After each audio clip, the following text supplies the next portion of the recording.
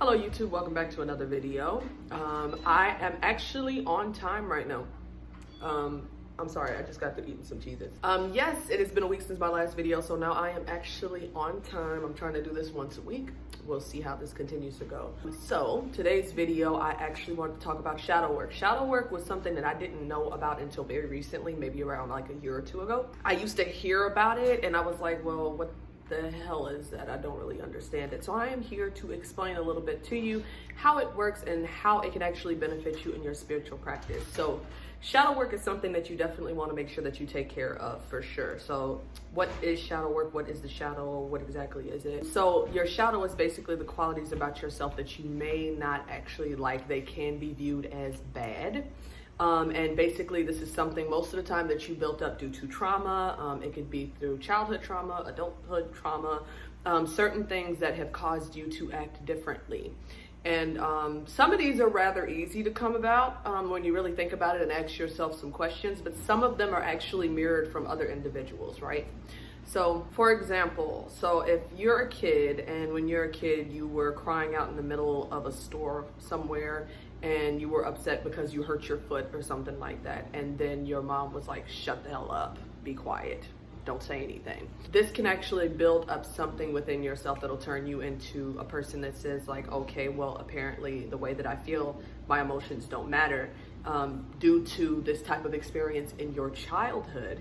And now as an adult, you're not a person that wants to actually work through your emotions or share your emotions because all you really know about is how to shut them out. And that's something that you build throughout your childhood.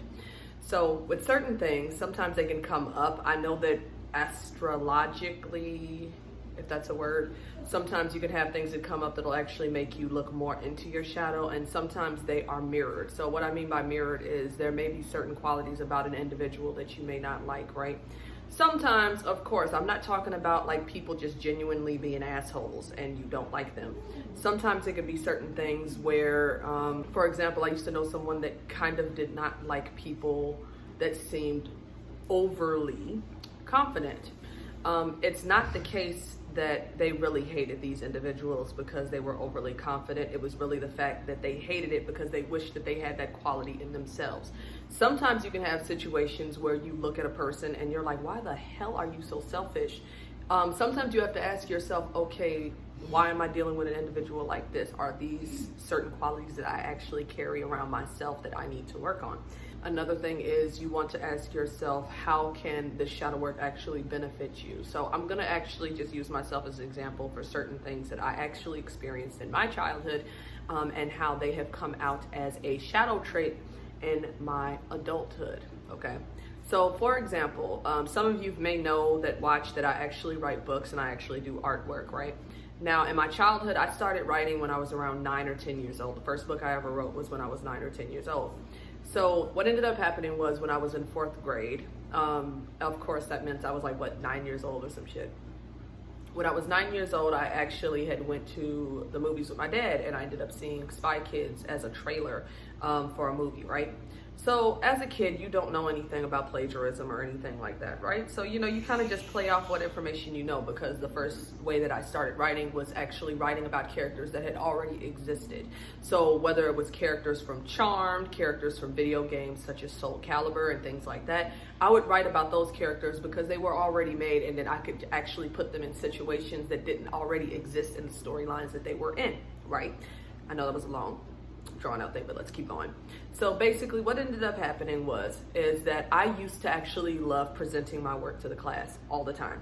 And I would write stories and then the teacher would say, who wants to share their journal entry or whatever it was called, to do whatever, in the front of the class, and we would have a podium and I would read it out loud to everybody so they could hear what I wrote. Now this was something that I had done for like a couple of years. I know for a fact that I had done it 3rd grade, probably 2nd grade, probably even 1st grade. So it was something that I was just used to and I absolutely loved it. I didn't have a problem with it. This particular time, when I actually shared the story about Spy Kids off of the trailer, which I kind of made up myself in the sense of making it up and making it my own, I ended up speaking on it to the class in 4th grade. So when I spoke on it, some of the kids busted me out like, we saw this at the theaters, we saw this at the show, This is something like you copied that, blah, blah, blah, blah. Now, instead of the teacher actually being a kind individual, understanding that I was a freaking 9-year-old kid and I did not understand freaking plagiarism, she ends up going off on me in front of the whole class and embarrassing me, talking about that's plagiarism. You don't do that. That's wrong. Go outside and read the board and read about plagiarism. That's what you need to go out there and do, and blah, blah, blah. Tore me up, messed me up completely. I cried. Like, I was so upset. So there's a reason that I'm saying this. In my adulthood, after it turned into me being in high school, when it turned into me possibly talking at like groups in general, it was actually very hard for me in order to talk. And then I all of a sudden had some sort of, what do you call it when you speak in front? Public speaking fears. And that originally was nothing that actually existed within me at first. So I had to really think back and say, okay, why exactly do I feel this way about this certain situation? Mind you, the reason that I came to this conclusion in order to discover this type of shadow work was the fact that I started having to speak more freely in front of people, especially given, like, I'm talking to you guys. I had to become comfortable with doing that. Even if there's people around, it would bother me. Like, having a camera on me would like stress me out bad. And this was all deeply rooted in my childhood with certain experiences that I had. So I had to sit down and ask myself, okay, well, why is it that you have this type of fear against speaking in front of people? What messes you up? Why do you have these thoughts about, you know, people talking about you when you go to speak to them publicly, or people have to listen to you? Why don't you feel that what you have to say is important, right? So after I asked myself those questions and I journaled about it, I was able to discover, holy shit, 4th grade, Miss Lewis went the fuck off on me in front of class. And when she went off on me, it kind of messed me up. And then by that time, I always felt like I was being judged by the time that I got to the podium or to speak to anybody. And it messed me up into adulthood. Now, the thing is that now that you know the answers to those questions, you have to also basically almost talk to yourself. Your inner child. In this case, I had to speak to my inner child, and I had to basically write down, look, it's okay that you that you can, it's okay to speak publicly in front of people. There is nobody judging you. You have to understand that what you have to say is important, what you have to say is unique. And in telling myself that, I was able to help heal it. Now, mind you, a lot of this stuff does not heal overnight. It took me a while to get to the point where right now I'm sitting in front of the camera, and I'm comfortable with being in front of the camera, even though my kids are walking around the house. Because before, it used to even bother me, and I felt judged even when I was on camera. That seems crazy as fuck, but it's the truth. With that, I was able to start journaling about it. Now, mind you, journaling is something that can highly benefit you with the practice of shadow work. Okay, please get a journal and start journaling about these different experiences, because then you're actually able to track how you're feeling over a course of time in order to heal from it.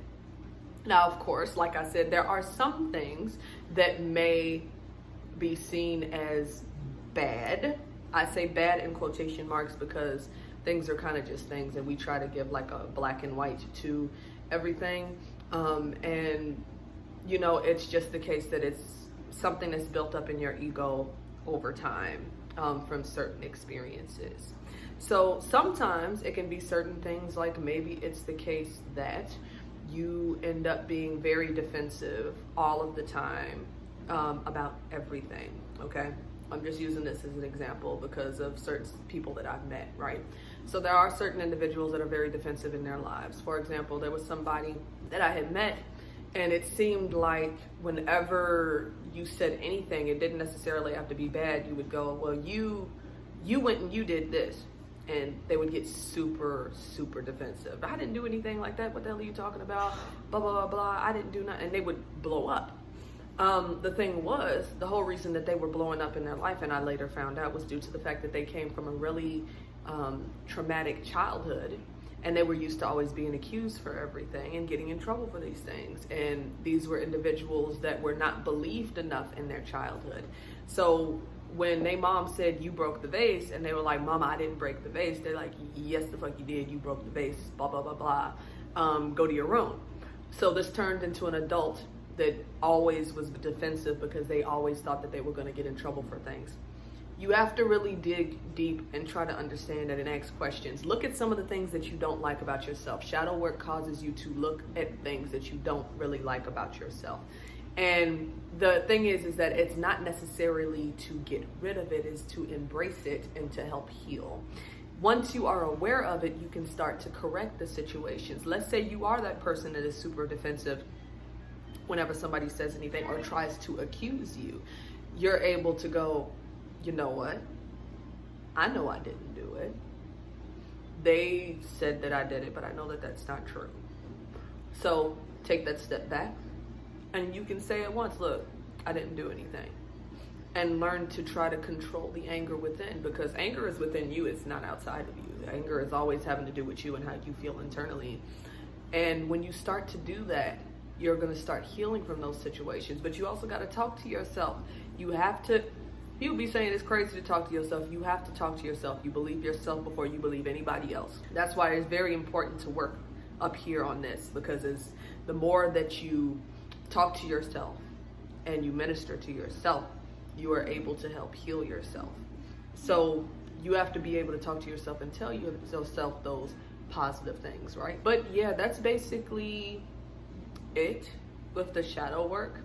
I have just found that journaling is the best way to actually deal with these things, and positive affirmations and things of that nature are something that actually really helps, especially when you unearth whatever those problems are that you have been covering up, or those triggers that you may experience, because shadows usually can come out in like triggers, what triggers you and things like that, and you help to heal those triggers, help to understand that, you know, that situation that you came from did not mold you. That's not supposed to be who you are. We all come here as one whole, and then after having certain traumatic experiences in our lives, it actually splits us into different parts and it changes us. But I will talk to you guys later. I will post another video later. I don't know what the next video is going to be on, but I think I might be correcting new videos that I've had out for a while, because I know that some of them don't reflect the knowledge that I have now. So I will talk to you guys later.